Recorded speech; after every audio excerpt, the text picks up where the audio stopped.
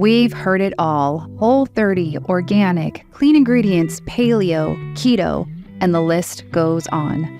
But today, we are about to open a new door on how you see food.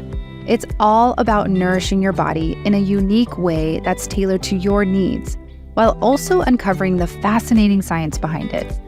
As a therapist, I treat disordered eating, which is why I love Jessie Fowler's approach to education. She talks about nutrients, hormones, and hunger cues to have your body function at its best. Her journey of nutrition starts with a cancer diagnosis that led her to transforming her relationship with food from fear to freedom. You're listening to the How We Get Thru podcast, a place for you to feel connected through deep and meaningful conversations. I'm your host, Jen, a licensed therapist and founder and CEO of the How We Get Thru app. My mission is to bring you affordable and diverse therapy resources to help you get through the hard stuff, all in one place and at your own pace. Welcome to the How We Get Thru community. All right, welcome back to How We Get Thru. Today's guest is Jessie Fowler, a nutritional therapy practitioner in California. And she helps empower women and moms tune into the voice and the rhythms of their own body and take back their vibrant health. Ooh, Jessie, welcome. Hi, thank you. It's such an honor to be here. Yes. So Jessie is our first non-therapist on the podcast and also our first non-therapist to create a course on the How We Get Thru app. And it's just, again, coming from, I think this concept for me, we start at mental health, but like holistic wellness spans out from there, or they're all interconnected. Just my world happens to be mental health first. Yeah, absolutely. So we're so excited to have your perspective, your insight, your story, because as a therapist, I deal with eating disorders and disordered eating, and that was like a big thing that we talked about a lot. And I just love who you are, your perspective, and your journey. So I'm so excited to dive in with you today. Thank you. I just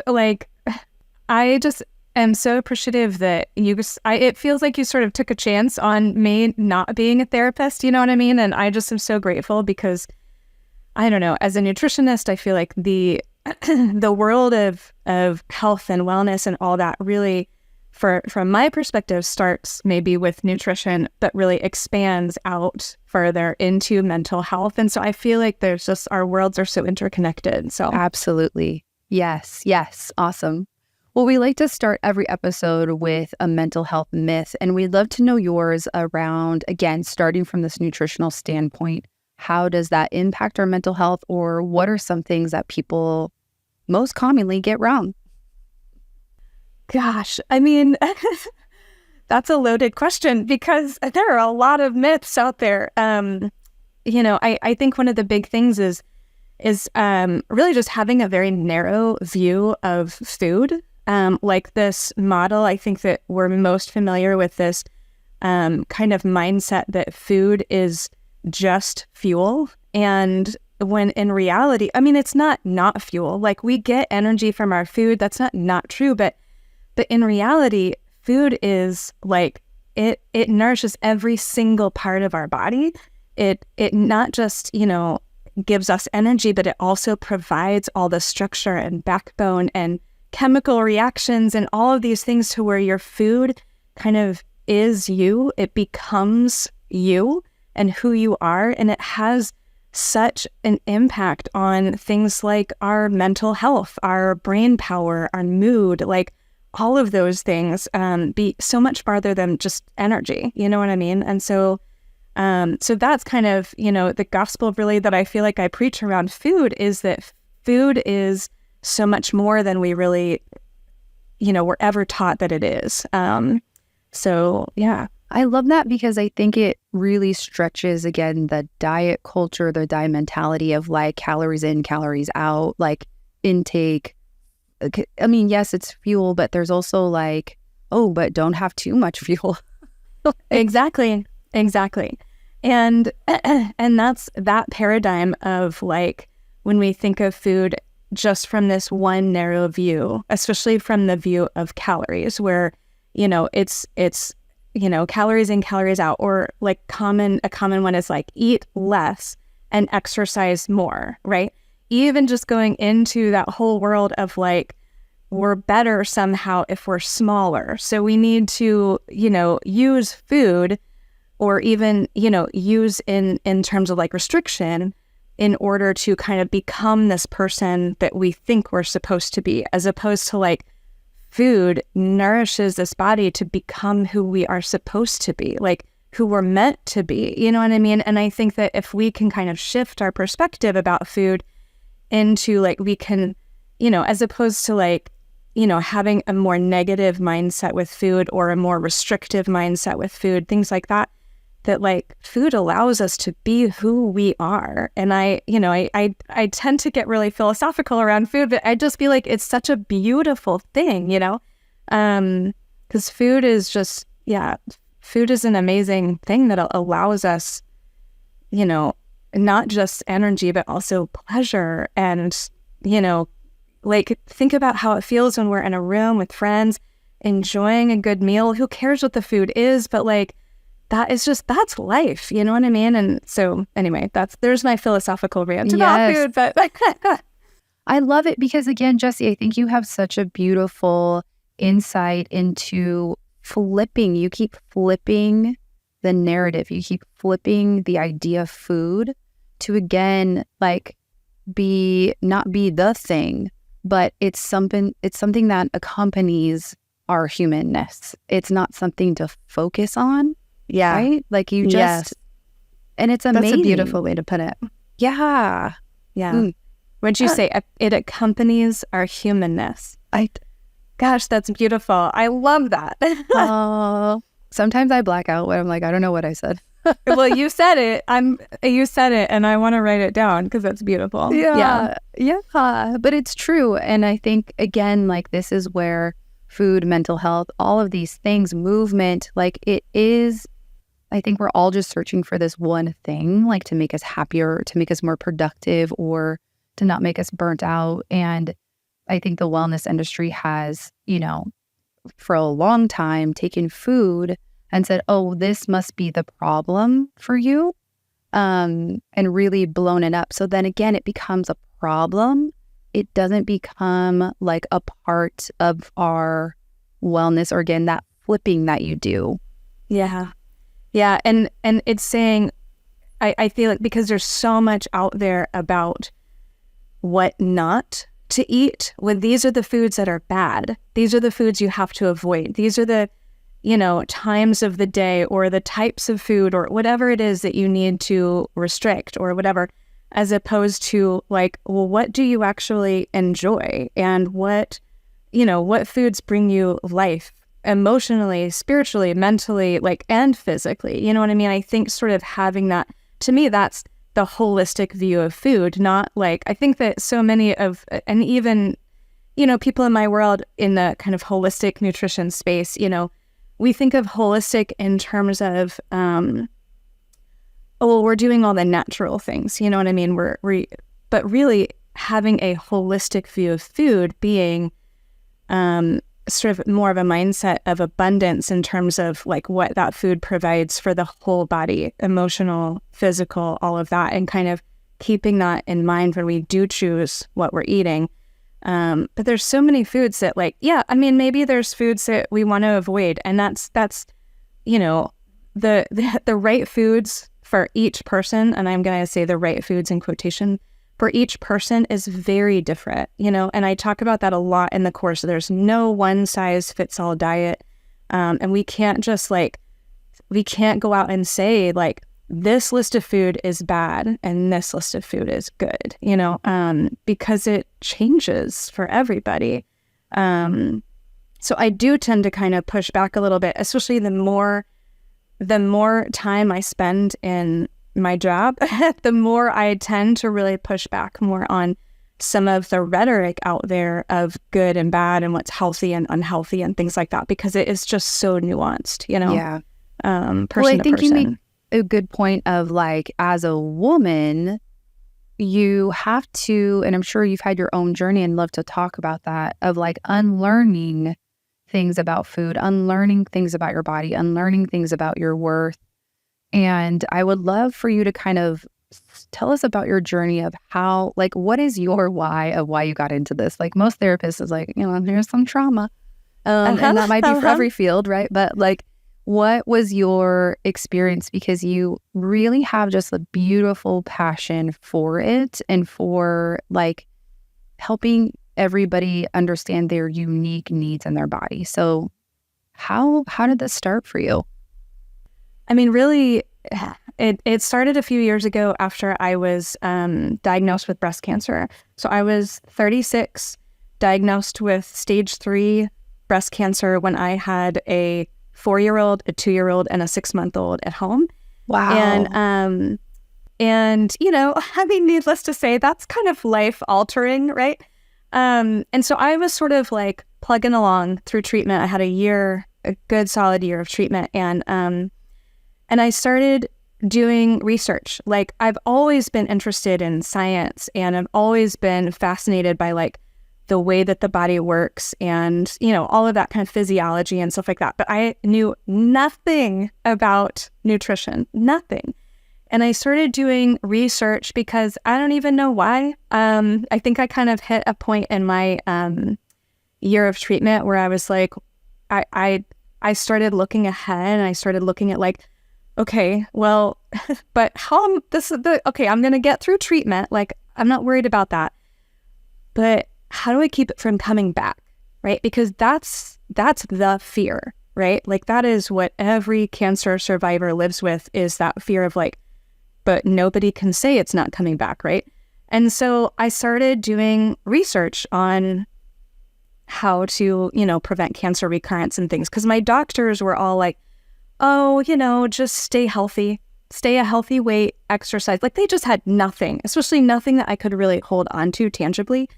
And I kind of stumbled upon through some reading, like how food impacts the body and how food is actually really powerful in terms of like, for one, there's all these anti-cancer foods and things like that. And so I just I dove deep into the world of nutrition in that season. And it really became a passion of mine because, and I can say this now, but I wasn't able to necessarily recognize it then, but like food was, I started changing the way that I ate and things like that. And food was providing this thing for my body, right?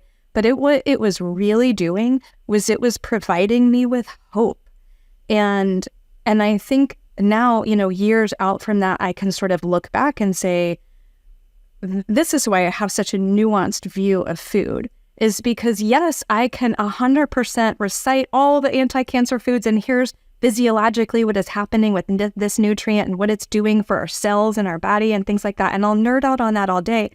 But what I also really love is seeing what food provides for our emotional being and our spiritual being, like, because it's so much more than just the physical. And what I needed in that moment, yes, the food that I was eating, I think was nourishing my body, still is. I still, I eat in a very like anti-cancer way, and always will, because that provides for my physical body. But like what I see now is I look back on that girl, many years ago, and see somebody who was provided, that food provided hope when she felt no hope, when she felt so helpless of where her future was going to go. You know what I mean? And so I just feel like those types of things, we all kind of have a story with food, right?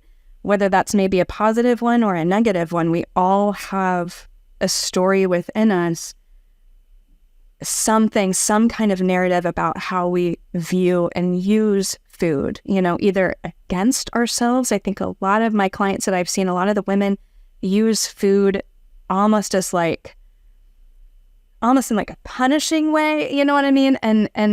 But I think we're all kind of using food to narrate this, to continue to narrate this story within us. Does that make sense? Yes. And that's really how I got started. And I dove into that passion. I went back to school to become a nutritionist, kind of with this idea that, well, I'm going to help transform all these other people because I'm going to go and teach what nobody ever taught me, and I'm going to empower women. And I still have that goal, but I think as time has gone on, my view has, again, just become more and more nuanced, because I think in the beginning I was really like, and I'm going to make sure that everybody's eating their cruciferous vegetables because, I don't know, it just was very narrow-minded. And my view has just expanded more and more and more, as I just have sat in a room with women, talking about experiences and those stories that we, have around food. And it's just come to include so much more. So, yeah. Yeah, I'm wondering, and I don't know if this rings true for you, but I feel like sometimes we go to food to control things outside of us. And I think it sounds like in your cancer journey, like there's nothing to control here. How do I control this not coming back, right? And so I think sometimes with food, we can go to the like nth degree of control around that because we can't. Like there is, and that's the scary part to like hold. And I don't know if there's like making peace with, but this kind of, again, this idea of being non-attached to an outcome, which is hard. Yeah. That is hard to do when you've experienced something when you were quote unquote healthy at 36. Yep. Like, exactly. Right? Exactly. So when the doctor's like, oh, just eat right, watch your weight, all the things, be healthy. Like, I already did that. Like that was the thing, right? And so what does that really mean in that control part? And when I hear your story blossom from there and how your perspective kind of just like starts here and then grows out is, again, this idea that what if I can't control the way other people are perceiving food or what they use it for me, but what if I can educate enough that then they can decide what they want to do with that? Yeah. Because again, the more that you get into it, it is that like, okay, well, let's control this by eating this, not this, right? And for you, that feels really good for you to keep an anti-cancer diet. Like that feels good for you to like have that peace of mind and it works for you. It doesn't necessarily take away a ton of fear, but maybe it does a little bit. I don't know. I guess that's my question for you. Yeah. I mean, I think what I was doing was I'm quite literally channeling all of my fear of cancer and what I was going through and what might happen in the future. And I was channeling that and I was putting it into my food. Like, I don't know if that makes sense, but like, it's like my food was a personification of my fear. Somehow. And then, so what I was doing was I ended up fearing food. I was like, oh, but I'm in control of my cancer. I'm doing everything that I can, and I will say too, food is not, I know we're not necessarily talking about cancer, but food is one piece of the puzzle. Like there were also other things that stress management, exercise, like those are lifestyle modalities. Those are all really important too. But what I was doing, especially with food, I was kind of like hyper fixating on it. And, in order to be my control and in order to control the future that I couldn't see, all the unknowns, all of that. But then what happened over time was I realized at one point, like, I was so afraid of all these other foods out there that, like I have lists of like the, in order of like what the top anti-cancer foods are in order. And, like I would fear things that weren't organic, or I would fear things like sugar, or I would fear things that like weren't on the list. And I was at a friend's house eating dinner one night, and a friend had brought a salad, and I knew that salad was not organic and probably had like ingredients in that dressing that I like was not on my list, and I didn't eat it because I was afraid of what might happen to my body if I did. And it took me, I don't know how long, quite a long time to realize, like, you're literally not eating like healthy food because you're afraid of how, like, I don't know how to explain that. Like, it's on the spectrum of like health food, it like wasn't healthy enough or something. It's like my mind had distorted it so much that I couldn't even eat a salad. I couldn't even eat vegetables because I was so afraid of like, what is in them? Have they been sprayed with pesticides? Like all of these things. And it just, like, if that experience really was like kind of this turning point for me where I realized, like, I am not actually taking control of anything. I'm just diving further and further and further into fear. And all I have done is put my fear into this as opposed to this. But nothing has come of my fear, you know? And that was kind of the point for me where I was like, and I need to work on my mental health, like, you know, because it just, I don't know, just that turning point, especially I was already a nutritionist. I was already seeing clients. Like and I feel like from that point on, I started, I think, relaxing a lot and sort of looking at the bigger picture with my clients as opposed to like, okay, well, we can see we probably have nutrient deficiencies in these areas, so we can, you know, eat these foods to, you know, deal with these nutrient deficiencies, which is all true. But I started sort of focusing a little bit more on like how my clients were as human beings and what were the bigger pieces of the puzzle, what were the hindrances that might keep them from, you know, experiencing that broader view of food. And I think that's where food becomes a lot more therapeutic, you know? Oh, that's so beautiful. That's so beautiful. And I think like in your story, you have to start somewhere. And for you, you really had to face this. You were forced to face a lot of your fear. You were it was there, it is very present. And so it's like, okay, what are we going to do about this? And again, that knee-jerk reaction to control something external from us is very normal, and it is the first step. And then you get to a point, sounds like, where it's no longer helpful and it now becomes hurtful. And then again, it's like contracting and expanding. It's like you contracted into, okay, this is the thing. And then it's like, oh my gosh, this is getting, again, too restrictive. I need to expand again, right? And I think that's like a normal human pattern of like contracting, expanding, of like, okay, this is something new I'm learning. Let's go all in. How does this fit into a bigger puzzle for us individually and us communally? And again, on the whole being side of things. Absolutely.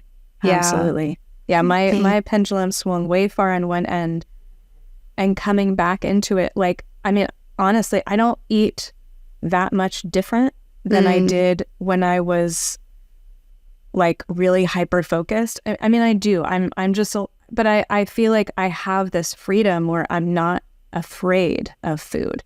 I feel like I'm in a position where I can say, like, I can eat that salad, or I can eat that cookie, or I'm going to eat what I want to eat in the moment. And I'm making a choice to eat these foods, not out of fear, not out of like, but if I don't, I might die. Like, you know, not out of some sort of melodramatic, whatever, like, but because I feel actually not in control of my future.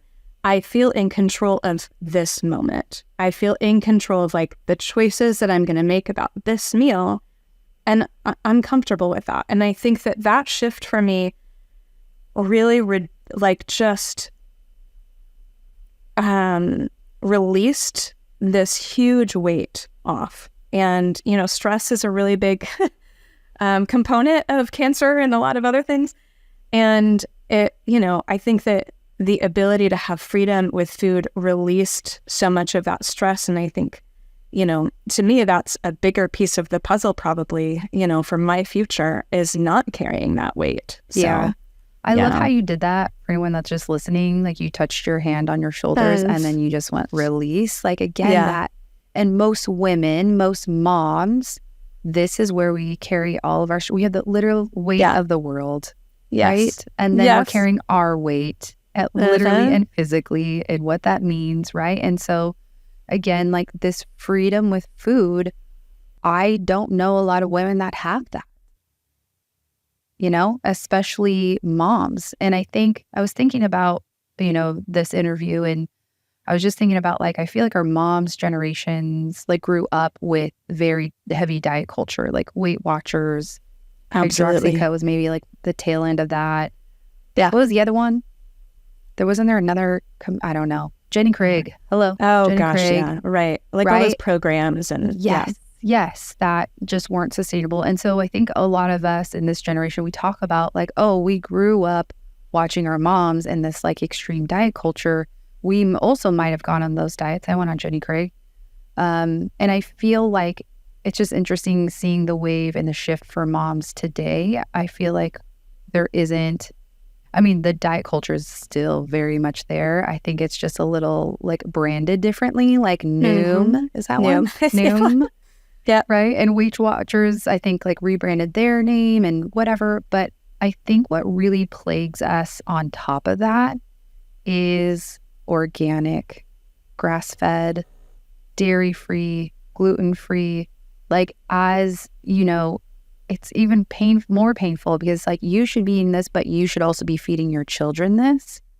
And so it then again becomes this like demonizing of food. And what is the healthier choice and the non-healthier choice. And this all may be true on some level. Like our food's made shittily. Like, I don't think that's a word. But like, you know. But it's true. Yes.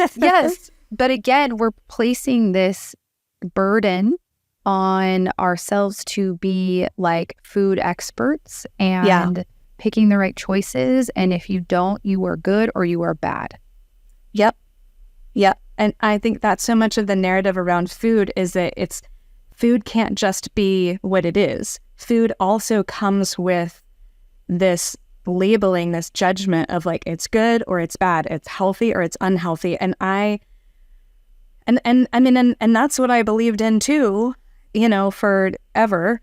Like I subscribed to that. And then it just is like, maybe there are foods out there that are bad, but it's just, again, my brain works in such this like nuanced way that like, let's say that, and I'm not saying it is, but let's say that like pizza is bad, right?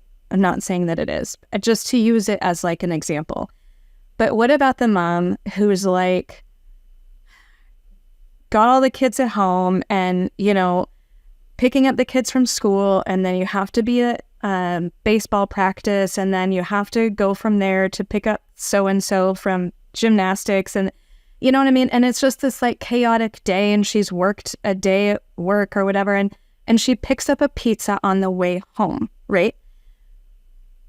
Can we say that that mom is doing something bad to her children by going the easy route, by going a convenient route, right? By like doing something that alleviates some of her stress, maybe allows her to be a little bit more present with her family that night, as opposed to like, now I've got to go home and I've got to defrost the food and I've got to make this and then I've got to cut up the 16 vegetables and then I've got to do all the dishes and get the kids about. Like, can we say that that's a bad choice? Like, this is right. So I just feel like we can't label and assign this kind of judgment to what we see other women doing, the choices that we see other women doing. You know what I mean? There's just no way to always do everything according to what's good or what's bad, because what's good for, you know, it just doesn't work that way. You know, it's just not the way that.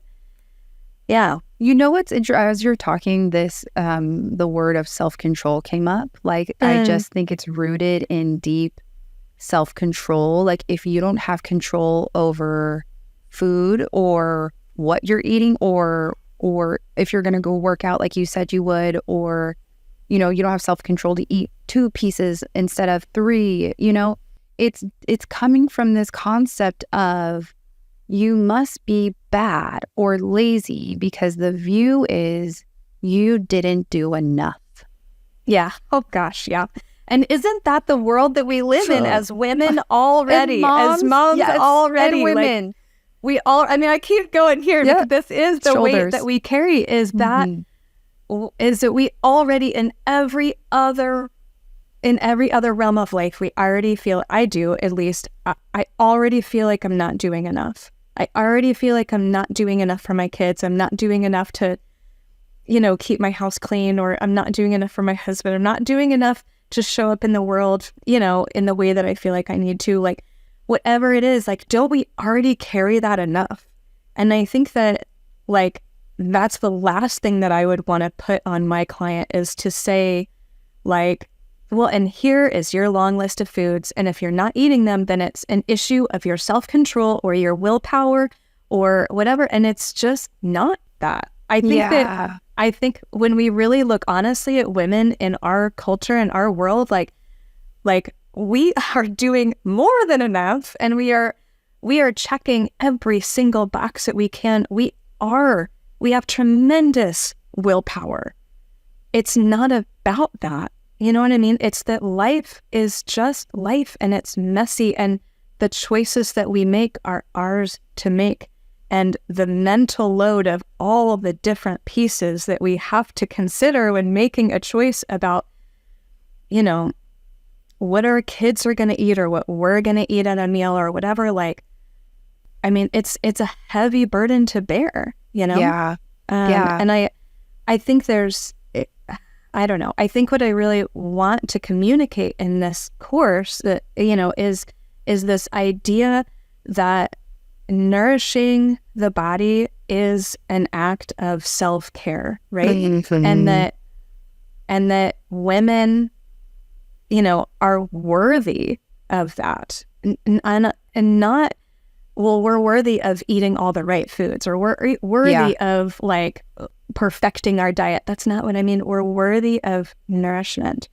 And for some women, that's just going to look like eating lunch, whatever it might be, like, just eating something, you know what I mean? And for some women that might look different or whatever it is, but I try in the course not to have this really like narrow view. I mean, I think the course has a really broad view of what nourishment is, but fundamentally, nourishment is self-care.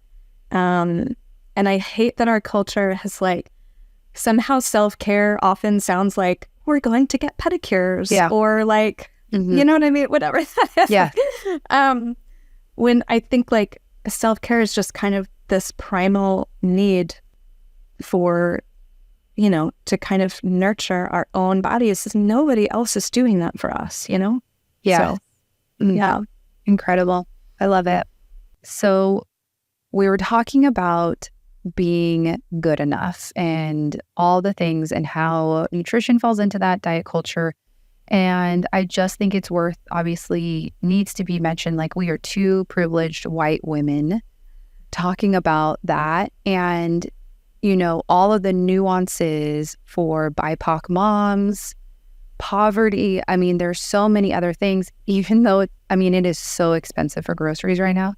It is like, we're insane. Filming in 2023 in case anyone's listening to this later in life, but let's mark this, like, it is, it's very expensive. And so again, like when you talk about, this, I think this privilege around self-care, like that isn't available for everyone. I think there's certain aspects of that, like going to Taco Bell is self-care as someone who's struggling with like 2 kids and 2 jobs, like that is what you talked about, like the pizza, like it's a similar aspect of that where, and I think it's a good question is like, are you surviving, or do you have more room to kind of stop and think about yourself, and not everybody has that privilege. Absolutely. And I would probably say most people don't have that privilege. We could talk about the best foods to eat and you know what I mean? all day long, but the question still remains, like, who has access to those? Yes. And who has the ability to afford those? It's actually a very privileged minority, you know, and I feel like I am a very privileged white woman, and we have enough money to buy groceries and things, but we've had to, you know, even ourselves, like, really cut back on the things that we eat. And I have made, you know, this is like, you know, 4 years ago, Jessie would not have been able to handle eating, you know, inorganic chicken or whatever. But right now we have to afford what we can afford. And I'm still, like, very privileged and have, you know, all access in the world to, you know, basically any food that I want. But that's where I think that if we're talking about nourishment, that doesn't have to look like one thing. It doesn't have to look like a specific diet. It doesn't have to look like a specific, you know, even quality of food. I feel like there's just, like, I think that one of the biggest issues that I have seen, at least in my practice, is that women categorically are just not eating enough. And for whatever reason that might be, whether that's like we're restricting because of diet culture, we're kind of what I call like restriction by default, or like absent-minded restriction, because we're just going through the day and we don't have time to stop, right? For some, that it's restriction by necessity because there's not enough to go around, right? But I think that nourishment kind of has to look and will look different for everybody based on what we have access to. So I think that's a great point to make. Yes. I love that. And okay, so if someone's listening and they're a mom or they're a woman, like in the course you talk about our inner Janet, which I just love. And it reminds me of that show, and I cannot think of the my brain does not work. Good Place. Thank you. It's The Good Place. Okay, good. Is that where you got it from? I didn't even realize at the time, but yes. I was like, Janet. That's why I named her Janet, because that's the image in my mind. If you've, you know, seen The Good Place, she's like, I don't know how to describe iOS. Janet in The Good Place. In human form. Yes. Yeah. Yes. So in the course I talk about Janet. So from, you know, when I go through, essentially in the course, I talk through like kind of the basics of how our body works, because I think it's important before we get into like, well, here are the foods that are right to eat, you know what I mean? And I don't talk about the right foods in the course, but like before I even really talk about food, I think it's just really important for you know, people to understand how our bodies work, and then how to be able to tune in to what your body is saying, you know, and kind of, you know, the language of the body. And being able to be accustomed to, you know, what it's saying. If you have a craving, that's a language. If you know, hunger is a language, thirst is a language, sleepiness is a language, like these types of things, your body is speaking to you about what it needs, and the ability to tune in is very important. But fundamentally speaking, you know, I talk about our body as like, our body has this primitive operating system, like, no matter where we are in the world, 2023, all kinds of, you know, modern things happening around us, inside our body is working the same as it always has, right? This primitive operating system, I think is fundamentally the same.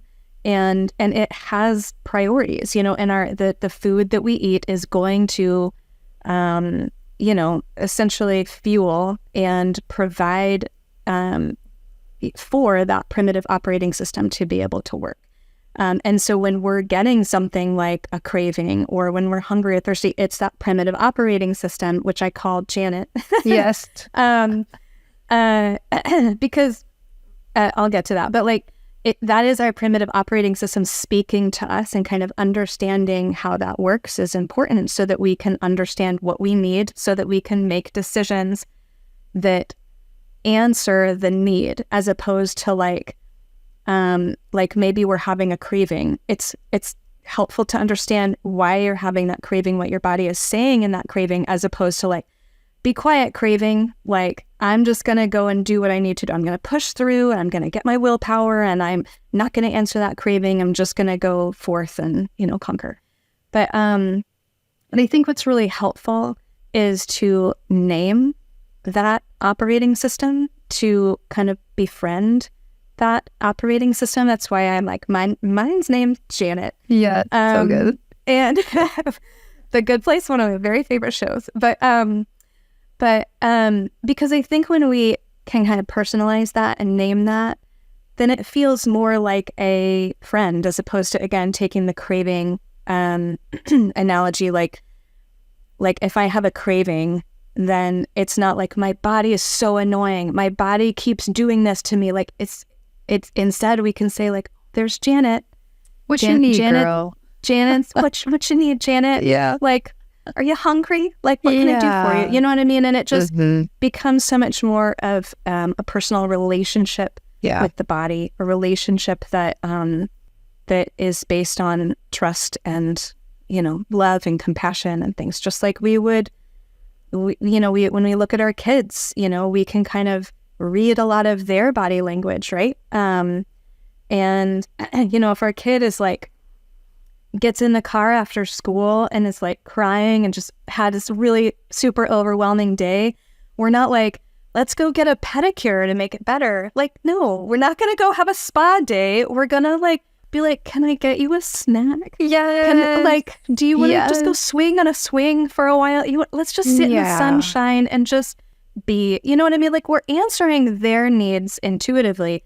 But I think us women, like, we just are so accustomed to like shutting our own voice down for the betterment of, whoever is around us, right? Yeah. Because that's what we're maybe feel like we're supposed to do. But just tuning into that language, I think, is so powerful in our own body and giving ourselves the same compassion that we would to a friend or a child, So yes, I love that point, because I think women tend to, again, I think it was part of diet culture and capitalism, and like, people make a lot of money off women and moms, but there's this external thing that we look at, like, oh, I must need this, or I need the massage, or I need this workout class, or I need this whatever. Like, again, this very capitalist, like, I need the pedicure, this is going to make me feel good, I need the wine, right? There's all these external things that we go to first, because, I mean, this is like multi-layered and interdimensional, no, but there's, women are, since we're shot out of that womb, like, do not be in your body, do not feel things, do not be instinctual, do not trust yourself, do not, like, there's just so many things that we go external with. And when you talk about, I mean, this very lines up with the eating disorder world. The first step is like, what are your hunger cues? You hungry? You full? You thirsty? And people are like, what are hunger cues? And so it's just that, like, how can we be a little bit more internal? Because even like in the craving, sometimes we'll run with the craving, then all of a sudden we're overly full and we're like, what just happened? It's this very similar, I think, both sides of the spectrum, where if we could pause a little bit and tune in, we might get more information and be able to help our body and our inner Janet and be kind. I think there was a layer of kindness and empathy you had for her too, which I think is really like this, the flip side of this, like the other side of that we can learn to be a little bit more empathetic and compassionate to our inner Janet, to our hunger cues, to our primitive operating system, because it's there and it's wired for survival. It's a part of you. And I think, again, there's been a war for women against that.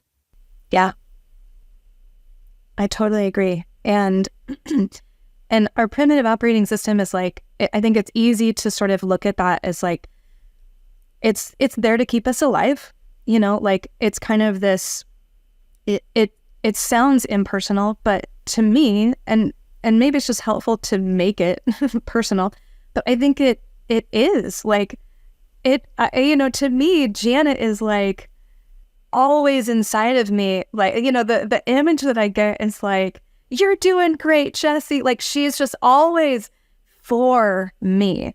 It feels like some of the things that are happening, like maybe I'm super tired, I'm groggy, I've had brain fog, like maybe I've got all these issues that are annoying and inconvenient, but really what she is doing in those symptoms is speaking so that I will listen. Like those are all symptoms and, signs that just are basically, Janet's like, help me. You know what I mean? Like I need more. Something's going on here, because I think that, Janet's not just in there like, yep, okay, check the box. Like you're surviving, you're alive, great, whatever. Like to me, Janet's really like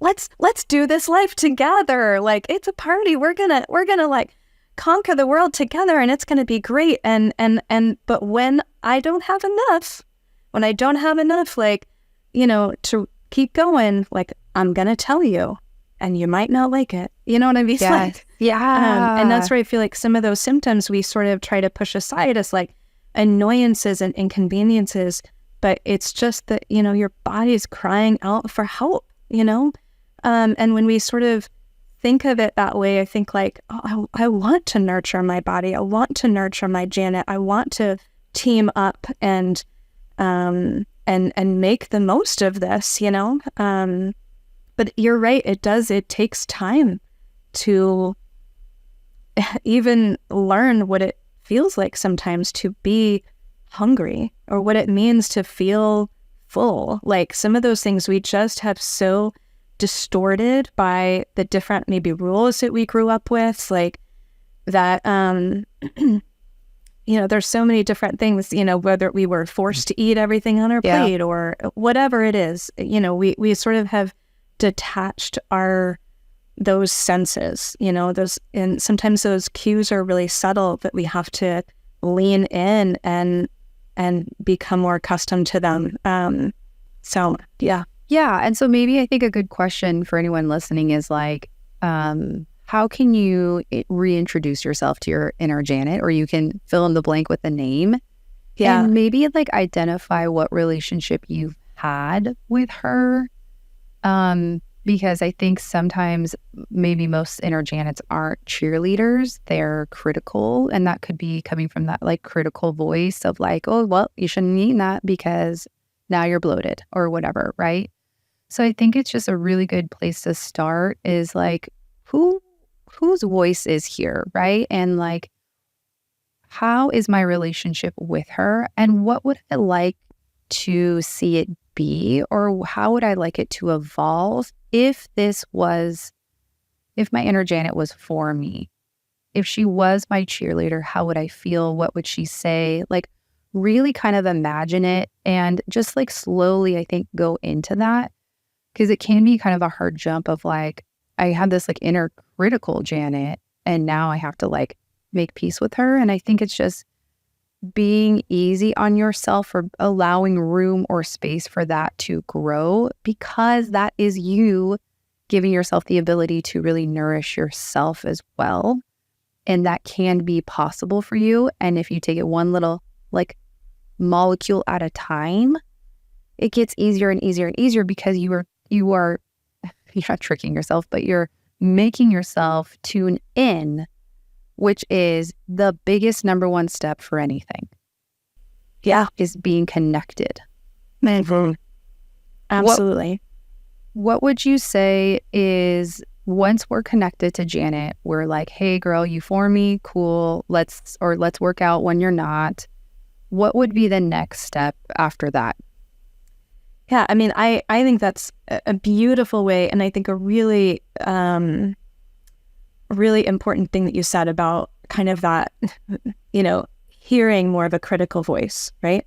And maybe we don't necessarily want to tune in because the voice that we hear hurts. I have a lot of that inner critic for sure. Mm-hmm, we all do, yeah. And I think that,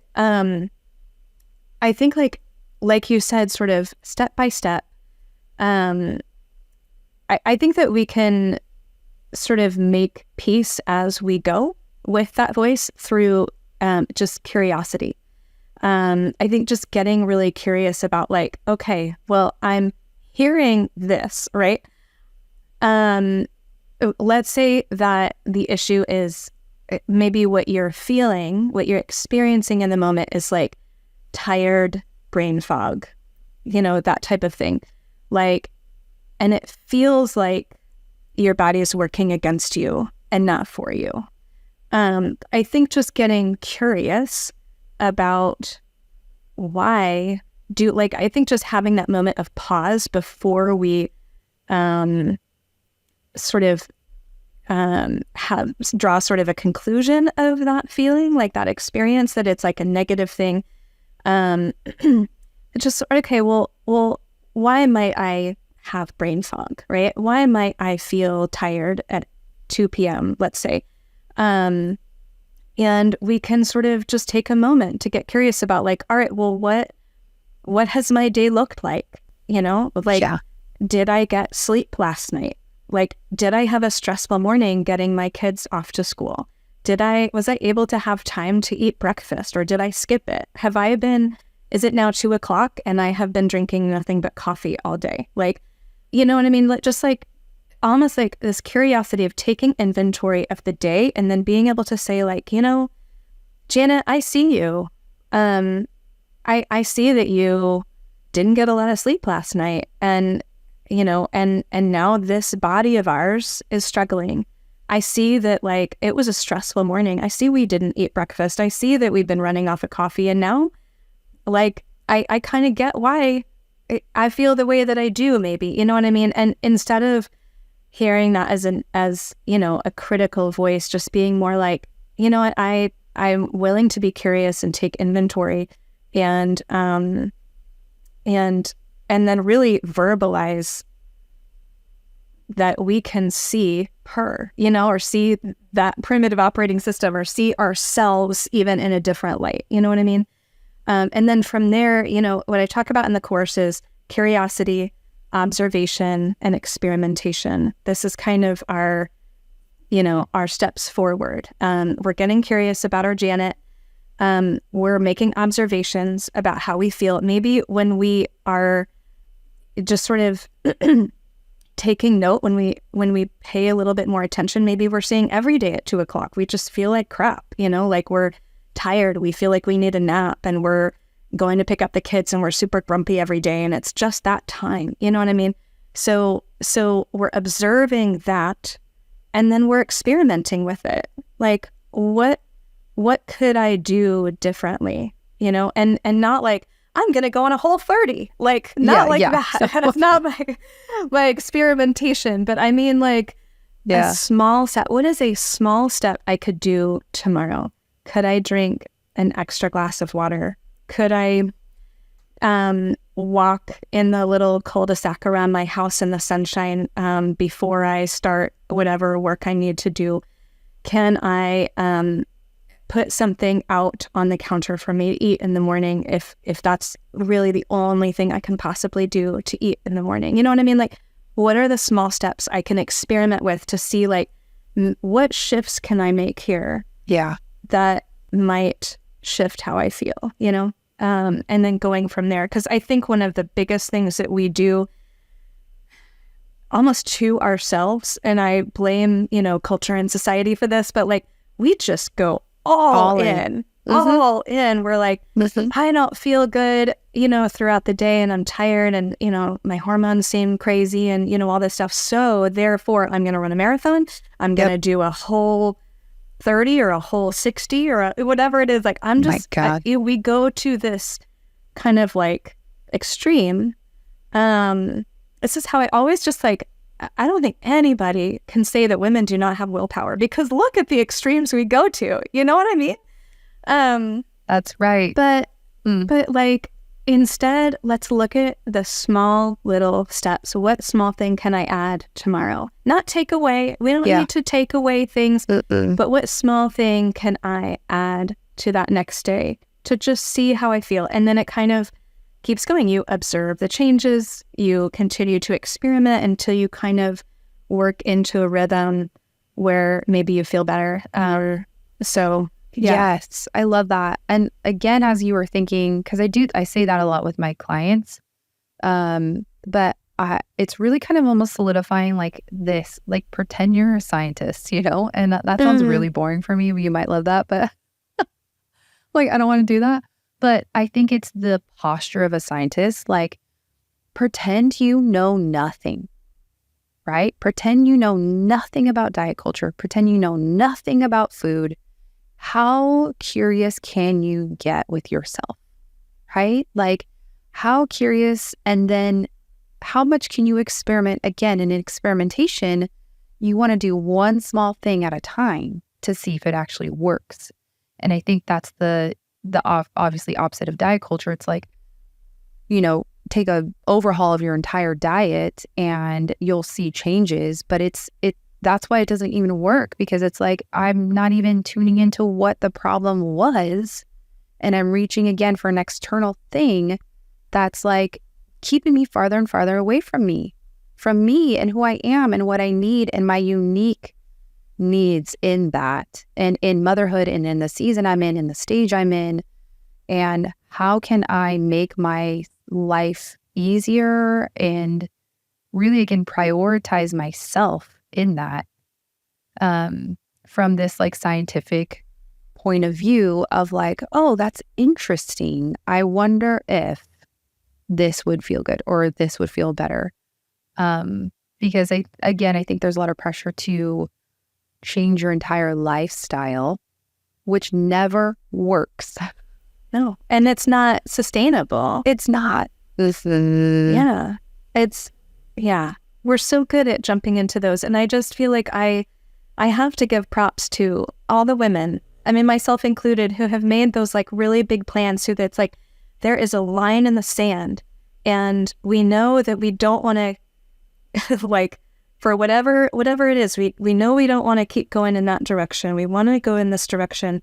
But instead of just taking the step over the sand, we're like getting on an airplane and flying a million miles away and then expecting like to sustain that. It just is not, it's not sustainable. But I see like the enthusiasm and the motivation. Like you can't ever say that we're not motivated, right? Yeah.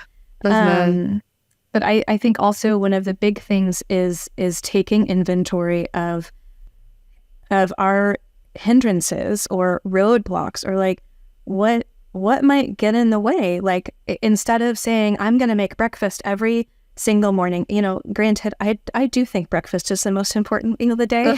But like, so instead of saying, I'm going to make breakfast every single day this week, or whatever your goal may be, right? It's like, I think sort of having that as a goal is great, but then really taking inventory of, well, what might get in the way of that?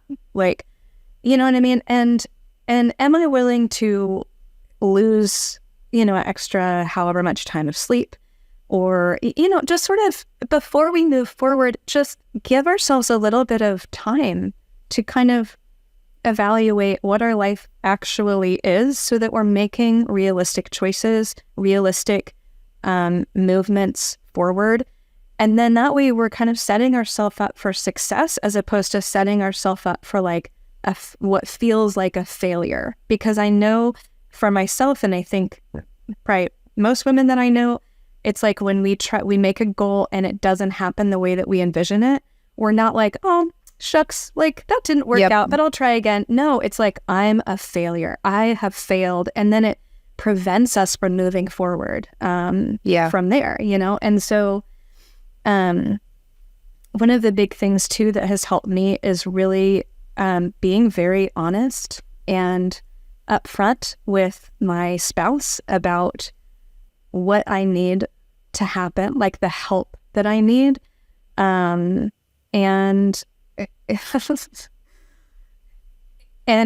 I, you know what I mean? Like, and letting that process, which is a process, unfold. And as opposed to like kind of this mentality, I don't think I'm alone in this, where I felt like all of the responsibility of my body, my life, my kids' bodies, their lives, like all of these things are on my shoulders. But for some reason, I felt like I wasn't able, I was supposed to handle that all on my own. And I think that there's sort of a line that we cross sometimes with, like, we know that we can't handle all those things, and then we kind of cross over into bitterness, and that's just whatever. But being very honest with my spouse about, like, I need this. If X, Y, and Z is going to be true in my life, and this is a priority for me, like, I need these things to happen, or this is the stuff that would help, and sort of making it more of, trying to make it more at least of a team approach, so that it's not Jessie and Janet, like, out taking on the world, conquering. Yes, exactly. So that's another big thing, I think, is just asking for help. Yes. And I have, like, this theory, kind of this perception of, like, feminine energy in all of this. Like, to be in your masculine energy, which we all have masculine and feminine, is to give, right? And I think a lot of times in motherhood, we're like, oh, we're in our feminine energy because we are nurturing, we're giving, we're doing all these things. But, you know, nurturing is feminine, but I think I would argue we are actually in our masculine energy, if not all the time, even from the invisible load of motherhood, right? And so to really be in this feminine energy, it's to receive. And when you, I'm getting teary. Then that's beautiful. When you talk about asking your partner to do something, your husband, right? How can I receive help? How can I receive energy from you? How can I receive partnership from you? Even from your children, how can I receive your independence for things, right? And that is, like, I think something that I'm just, like, conceptualizing, but also working with, like, to be in feminine energy. I get to receive, and I also get to be nurturing, but I don't know, I haven't really worked it out, but I just feel like, what would that look like if I could receive more? Which might mean I need to ask for things more. I need to be more honest about what I need, right? And same thing with food and inner Janet. How do I receive from Janet?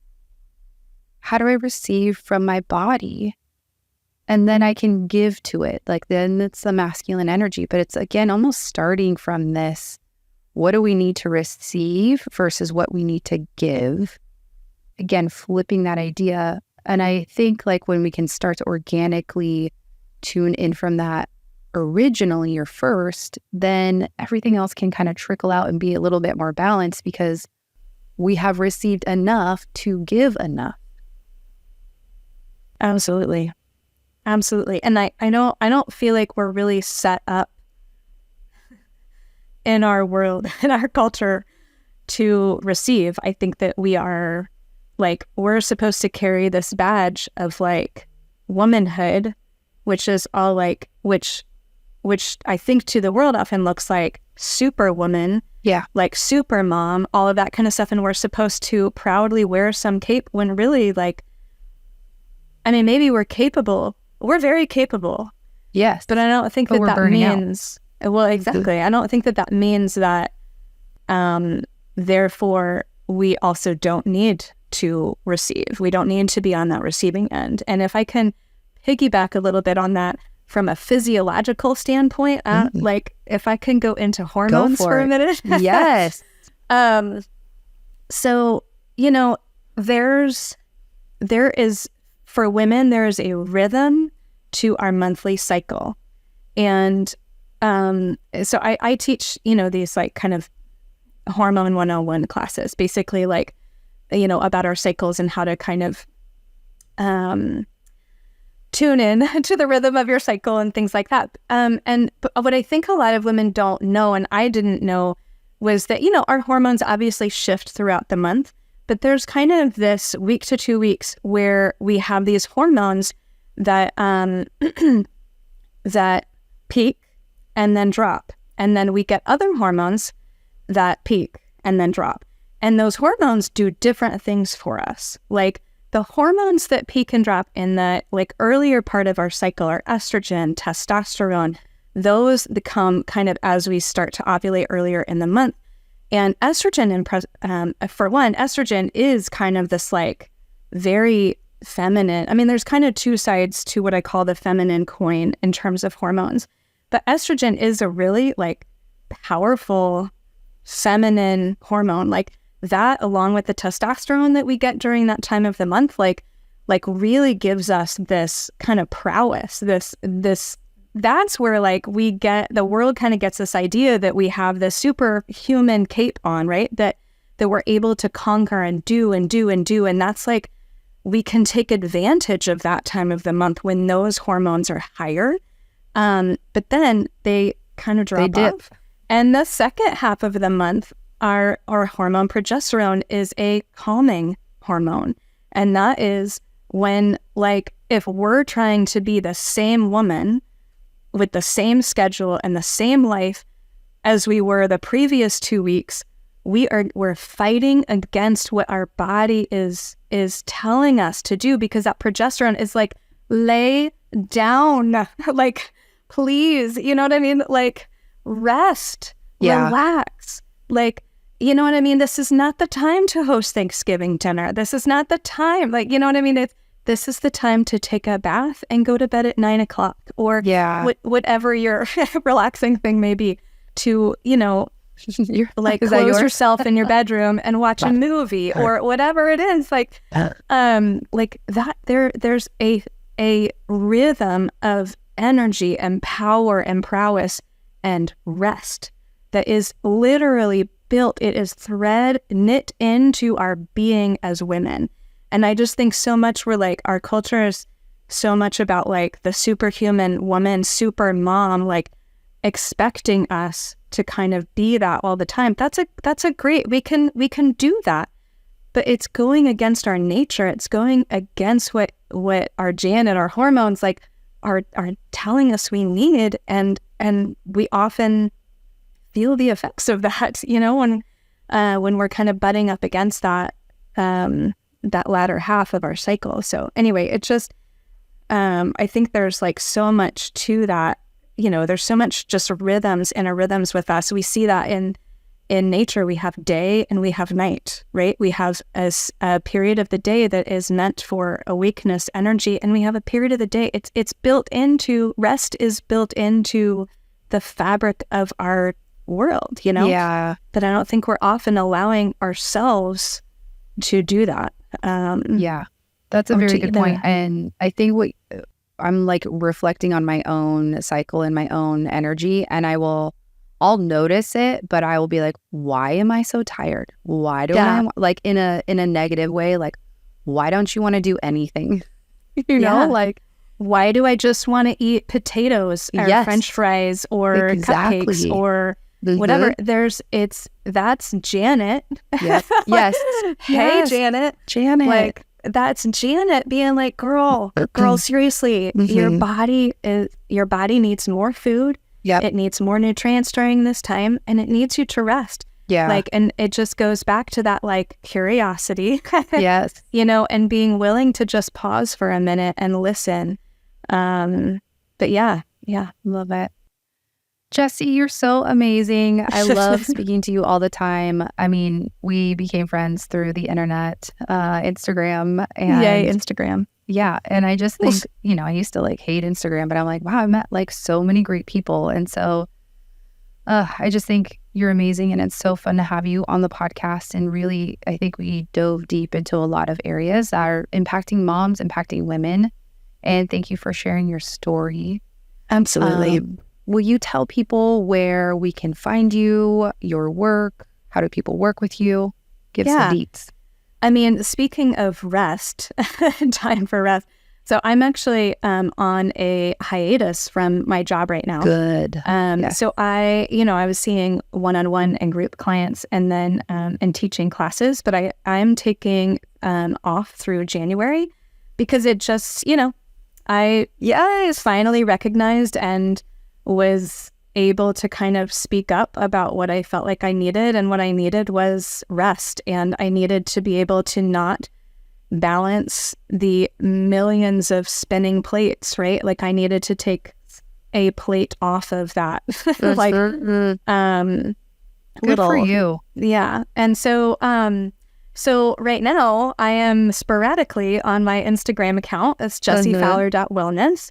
But always kind of going on in my mind, because really one of the big things that I wanted to do was kind of reevaluate where I'm going, and how I can sort of better help women, not just with nutrition, but just sort of that like whole body wellness. What does it even mean to be well? Like those sort of existential questions. I love it. I want to reevaluate those before I just jump into, all my millions of business ideas, because I just feel like then I'll be able to, when I start back up, I'll be able to serve women in a more nuanced and purposeful way, I think. And so, so I'm sporadically on Instagram. If anybody has specific questions, my website is jessiefowler.com, and you can always contact me through that. But yeah, I'm on break right now. So yes, yeah. Yes. I mean, I just think there's so much power in clarity. Yeah. And again, as women, we don't give ourselves time. I'm like speaking for myself. Like I am not taking. I like to do things fast, so it's hard for me to take a lot of time.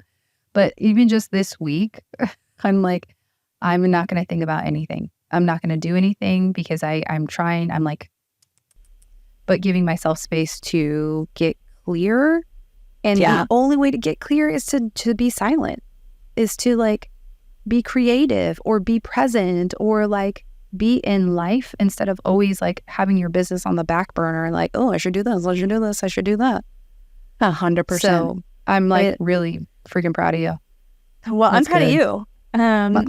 This was like my big wake up call was the only time I felt like I was able to, because I'm a creative idea person and I love business stuff, but like the time that every time I got in the shower, I would like just be flooded with all these ideas. And my amazing therapist was like, so do you need to just take more showers, or do you need to take time off of work in order to like, kind of regain some of that energy, because you're getting it in the shower, that's coming to you in the shower, because you're not pausing. Distracted.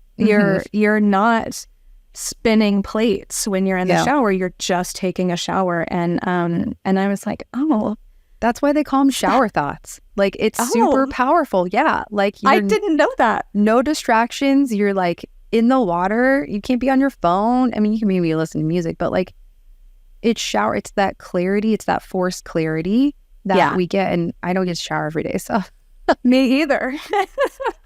No, I'm a mom. Yeah, exactly. Yeah. Yeah. So anyway, so instead of taking more showers, I decided to take off time from business. So. Yes.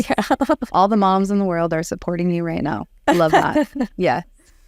So Jessie also has a course on the How We Get Thru app called Nourishing Your Body.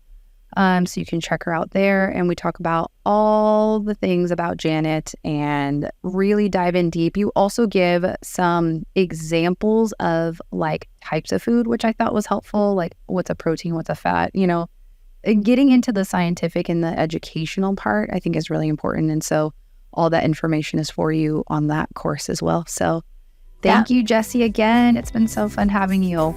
Thank you so much. This has been awesome. I just really appreciate it. Thanks. Okay. See you soon.